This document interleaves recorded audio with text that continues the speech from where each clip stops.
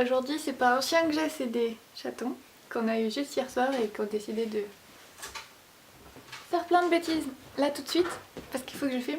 Je sens que ça va être compliqué de filmer tranquille avec vous. Le sujet d'aujourd'hui c'est la critique du manuel de japonais, le Manekineko, tome 2. Le tome 1 ressemble à ça, donc c'est un peu... Il y a juste ce bout là de la couverture qui est différente, donc vous ne trompez pas quand vous commandez, si jamais vous décidez de le commander. Le tome 1, j'ai déjà fait une vidéo dessus, ma critique tient toujours, j'ai pas changé d'avis dessus depuis, je le trouve très bien. Et si jamais vous cherchez un bon manuel de débutant en autodidacte, je pense que le Manekineko est très bon. Le tome 2, j'ai un peu un avis différent dessus et je vais vous expliquer tout de suite pourquoi. En fait, si on travaille avec le tome 1, qu'on le finit du début jusqu'à la fin, qu'on maîtrise bien tout ce qu'il y a dedans, eh bien ça ne suffit quand même pas pour entamer le tome 2. Il y a un écart de niveau assez grand entre les deux tomes et c'est mon principal reproche par rapport à ce manuel. Je vais vous présenter un peu d'abord comment le livre se construit puis je vais vous expliquer plus en détail qu'est-ce qui fait qu'il y a un si grand écart de niveau entre le tome 1 et le tome 2. Dans le premier bouquin, c'était construit de sorte à ce que chaque chapitre avait un texte et on travaillait sur tout le vocabulaire et toute la grammaire abordée dans ce texte. Et puis ensuite, après les explications, il y avait à chaque fois une fiche d'exercice à faire. Le tome 2 n'est pas du tout présenté comme ça. Il est présenté en fait d'une façon qui est beaucoup plus pratique pour les profs que pour les élèves. Et donc c'est pour ça que je ne le recommande absolument pas pour les autodidactes. Au lieu d'être divisé en chapitres, le livre est divisé en parties. Donc il y a une première partie où il y a tous les textes en japonais, avec un petit peu de vocabulaire à côté, mais même pas tout. En deuxième partie, il y a des explications grammaticales, elles sont toutes les unes à la suite des autres. Il y a quelques phrases d'exemple, mais il n'y en a pas tant que ça. Et surtout, les explications en français sont très succinctes. Et en troisième partie, il y a la liste des kanji qui sont essentiels de connaître pour le bac, puisque c'est un manuel qui suit les programmes de bac de option LV3 japonais. Et puis un lexique assez costaud. Le lexique est dans les deux sens, japonais vers français et français vers japonais. Le livre est imprimé sur du papier sur lequel on peut écrire au crayon de papier sans problème. Et la couverture est cartonnée, elle est molle. Donc voilà pour la présentation du bouquin. Dans la première partie, la difficulté des textes est indiquée avec ces signes-là, en forme de chat. S'il y a un chat, c'est que c'est assez facile. S'il y a deux chats, c'est que ça commence à être difficile. Et s'il y a trois chats, c'est que c'est vraiment un texte difficile. Mais malgré l'indication de la difficulté des textes, c'est pas pour autant qu'ils soient ordonnés du plus facile au plus difficile. Et c'est déjà une différence avec les premiers tomes que je trouve un peu dommage parce que finalement ça coûtait pas grand chose de changer l'ordre des textes. J'en viens du coup à expliquer pourquoi j'aime pas beaucoup travailler avec ce manuel. C'est parce que après chaque texte, il y a indiqué le nom des points de grammaire qu'il faut étudier pour mieux comprendre le texte. Bon déjà ça veut dire beaucoup feuilleter dans le livre, ce qui est un peu dommage. Mais en plus de ça, les numéros des pages qui sont indiqués, qui sont censés correspondre à la page sur laquelle le point de grammaire est, correspondent pas. Et je sais pas trop ce qui s'est passé par rapport à l'imprimeur, s'ils ont fait une première maquette et qu'au final ils ont changé l'ordre des choses ou quoi. Mais du coup c'est super énervant parce qu'au final on trouve jamais rapidement le point de grammaire qu'on cherche. Et donc ça fait perdre plus de temps qu'autre chose.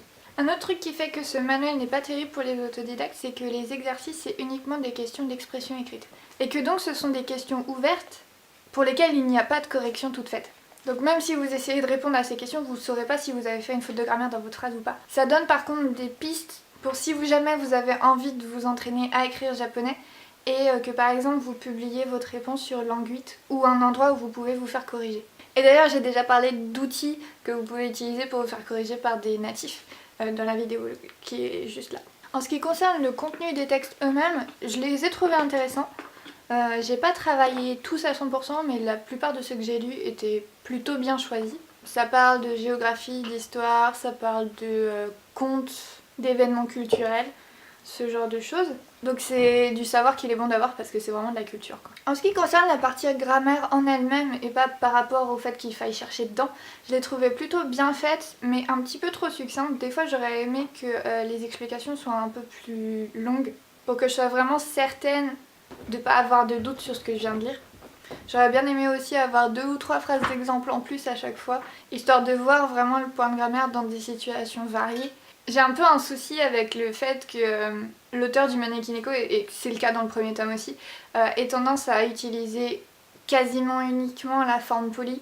Et finalement ça fait que on voit pas beaucoup la forme neutre alors que la forme neutre on la voit quand même beaucoup quand on parle japonais.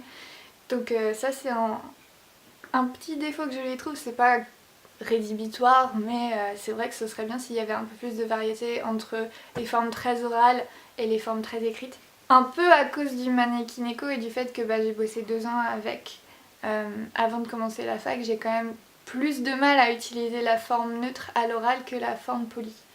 Ce qui, normalement, vu le contexte dans lequel je parle japonais, devrait pas être le cas puisque j'ai beaucoup plus d'occasions de parler en forme neutre qu'en forme polie. Ça y est, il y a des chats sur mon bouquin. Qu'ils le mangent, évidemment. Ah, j'ai oublié de dire comment il s'appelle. Il s'appelle Jake et Elwood, comme les Blues Brothers. Et du coup, Jake c'est le noir et blanc et Elwood c'est la grise.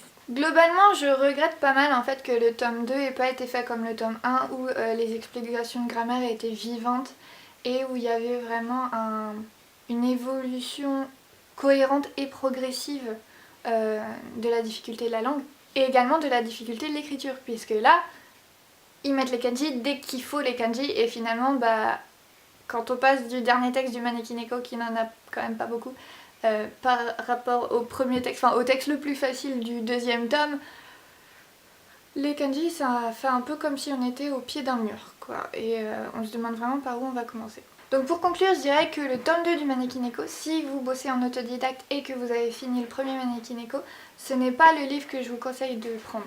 Dirigez-vous plutôt vers les manuels qui préparent au JLPT N4 ou N3, selon comment vous vous situez. Et pour ces manuels-là qui préparent au JLPT, je vous conseille la série Shinkansen Master. Pour faire la transition entre le niveau débutant, que je considère être le Manekineko, et le niveau intermédiaire, je ne saurais pas vraiment vous conseiller de manuel puisque c'est pile le niveau que j'ai passé parce que j'étais à la fac. Et que donc moi c'était le Minna no Nihongo tome 3, donc Chukyu, qui a couvert ce niveau-là, mais c'est pas un manuel qui est vraiment fait pour les autodidactes et je vous le déconseille. Donc je suis un petit peu embêtée avec ça, mais ouais, je pense que un manuel de JLPT N4 devrait combler ce qui n'est pas dans le Manekineko 1 et ce qui manque dans le Manekineko 2. Donc voilà pour mon avis pour le Manekineko tome 2 que je devais faire depuis genre un an. Je vous revois samedi prochain dans une vidéo où je vous présenterai mes albums préférés de K-pop. Tous les samedis jusqu'à mon départ, je vais faire une vidéo qui parle de K-pop en plus de ma vidéo le lundi et de ma vidéo le jeudi. Et donc je vous retrouve pour ça dans 2 jours. Salut!